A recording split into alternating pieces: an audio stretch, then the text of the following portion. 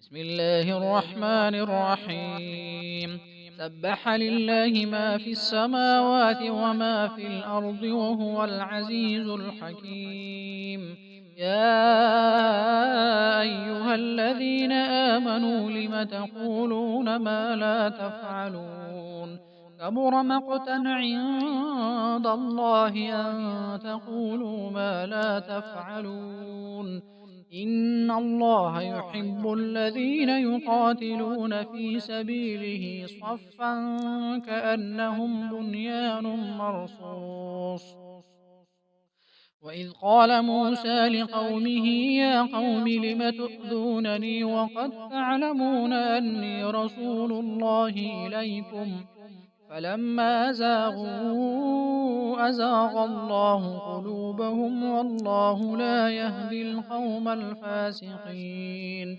وإذ قال عيسى ابن مريم يا بني إسرائيل إني رسول الله إليكم مصدقا لما بين يدي من التوراة ومبشرا برسول يأتي من بعد اسمه أحمد. فلما جاءهم بالبينات قالوا هذا سحر مبين. ومن أظلم ممن افترى على الله الكذب وهو يدعى إلى الإسلام والله لا يهدي القوم الظالمين. يريدون ليطفئوا نور الله بأفواههم والله متم نوره ولو كره الكافرون. هو الذي أرسل رسوله بالهدى ودين الحق ليظهره على الدين كله ولو كره المشركون.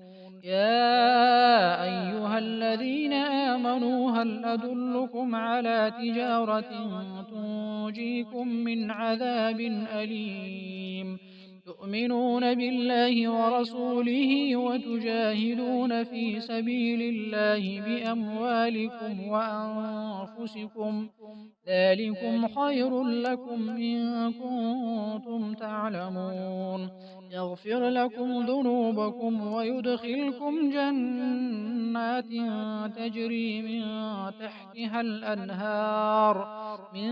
تحتها الأنهار ومساكن طيبة في جنات عدن ذلك الفوز العظيم.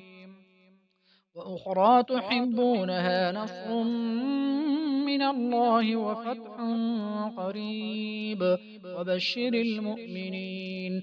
يا أيها الذين آمنوا كونوا أنصار الله كما قال عيسى ابن مريم